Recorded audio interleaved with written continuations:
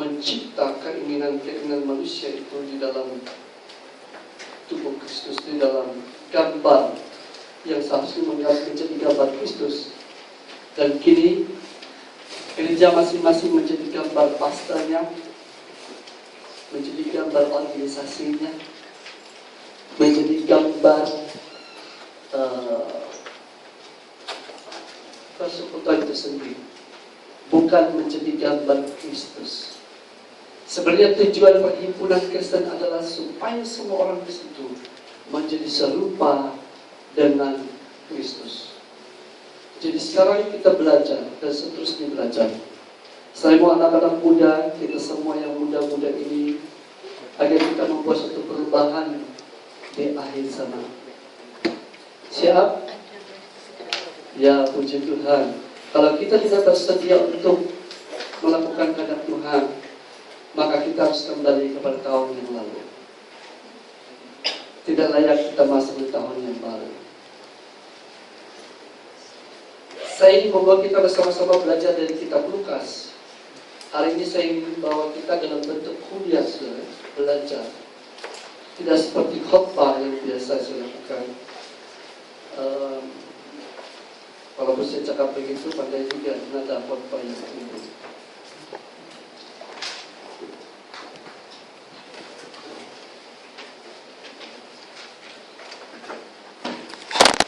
Sebelum itu, saya ingin menyanyikan sebuah lagu. Lagu sih, bukan lagu Peramle.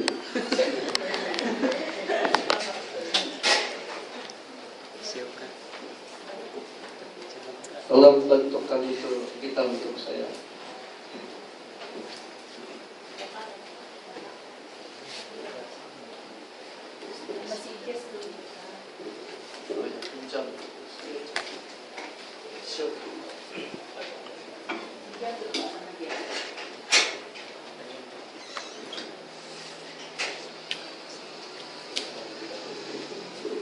Lagu ini bercakap tentang tahun yang baru. Saya pikir ibu boleh iringi saya. Ambil mic aku, walaupun ibu duduk bersama. Boleh sambung supaya saya punya suara yang kurang bagus, tidak kedengaran kalau gitar berbunyi. Biasanya musik yang besar supaya menutup kelemahan. Kalau di ibadah kita dengar musik yang besar-besar, itu yang menyanyi sama yang pemain musik mereka sudah kompak, sudah berpakat maksud saya. Jadi kasih besar-besar supaya kekurangan jangan kedengaran. Tapi yang ini boleh kasih besar juga. Kalau selupa lagunya, nanti ibu sambung.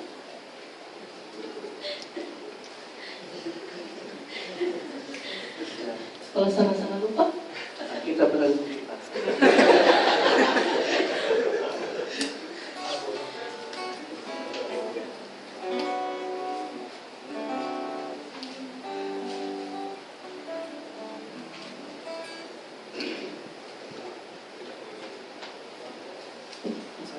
Mungkin saudara, bukan mungkin, dari hari saya pilih khususnya sampai dengan datang lagi.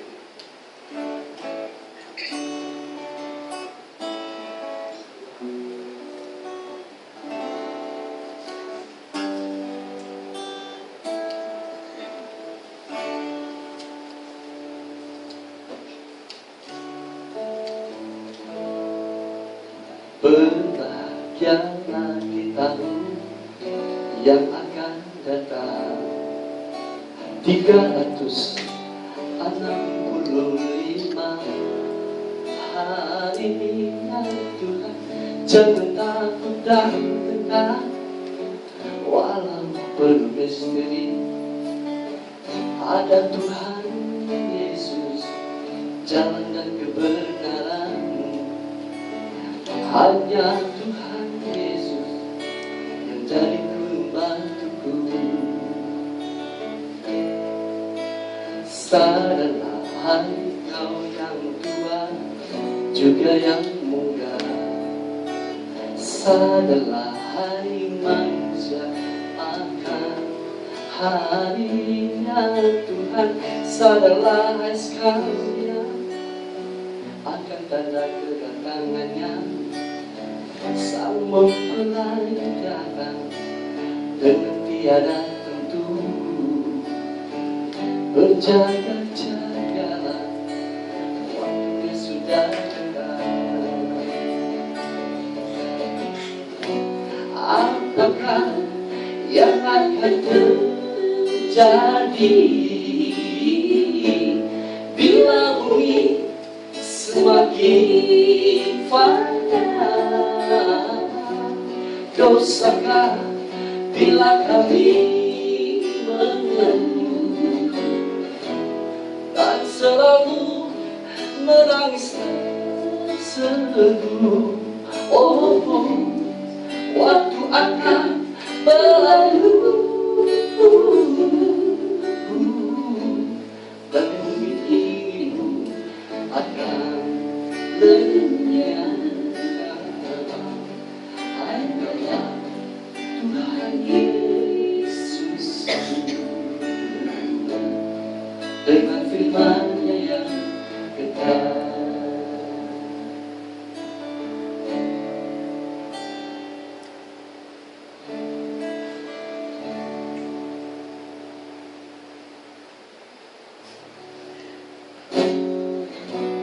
Apakah yang akan terjadi bila bumi semakin fana? Dosakah bila kami mengeluh dan selalu menangis terseduh? Oh, waktu akan berlalu dan bumi ini akan lenyap. Hanyalah Tuhan Yesus dengan firman-Nya yang kekal.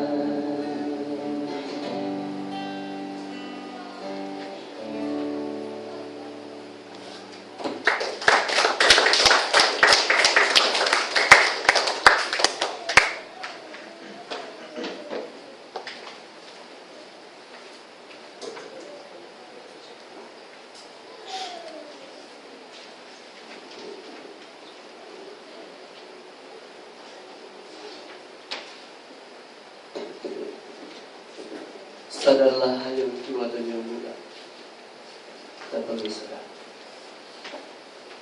Jangan kira waktu ini tidak akan berlalu saja.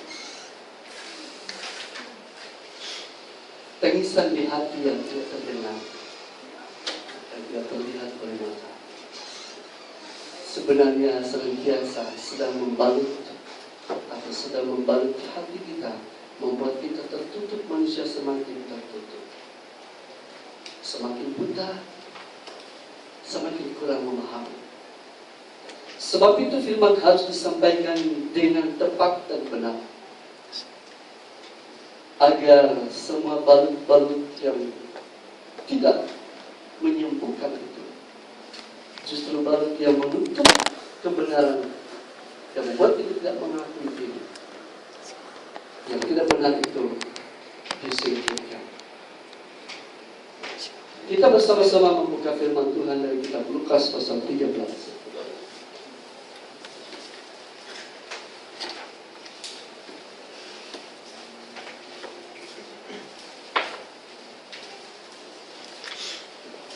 Lukas 13 ayat 6 sampai 9.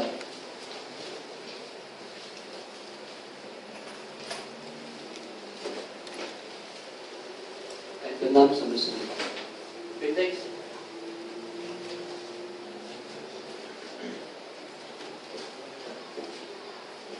Dengan tajuk sederhana, apa itu yang Yesus temui dalam hidup kita? Apa yang ditemui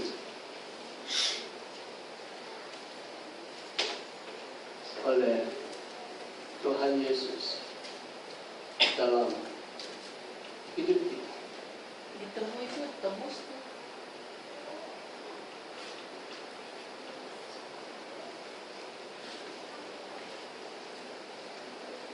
Terima kasih. Apa yang ditemui oleh Tuhan Yesus dalam hidup kita? Mari kita membaca bersama.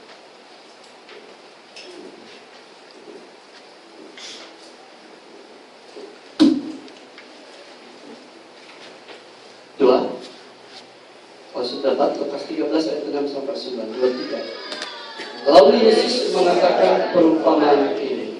Seorang mempunyai pohon ara yang tumbuh di kebun anggurnya, dan dia datang untuk mencari buah pada pohon itu, tetapi dia tidak menemukannya. Lalu dia berkata kepada pengurus kebun anggur itu, sudah 3 tahun aku datang mencari buah pada pohon ara ini, dan aku tidak menemukannya. Terbanglah pohon ini. Untuk apa ia hidup di tanah ini dengan percuma? Jawab orang itu, Tuhan, biarkanlah dia tumbuh tahun ini lagi. Aku akan mencantumkan sekelilingnya dan memberi pupuk kepadanya. Mungkin tahun depan ia berbuah, jika tidak, tebanglah dia.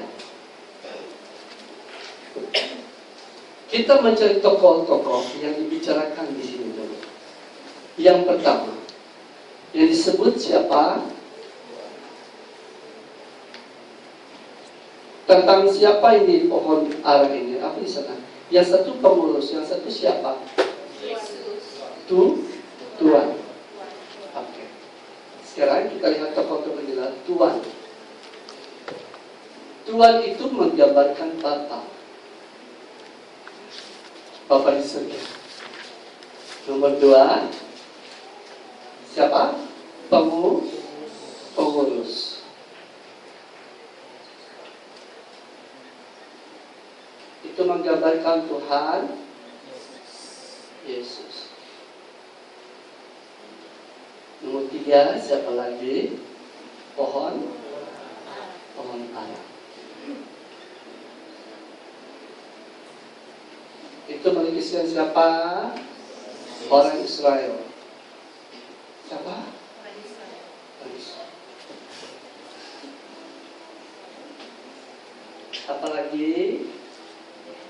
Apalagi di situ?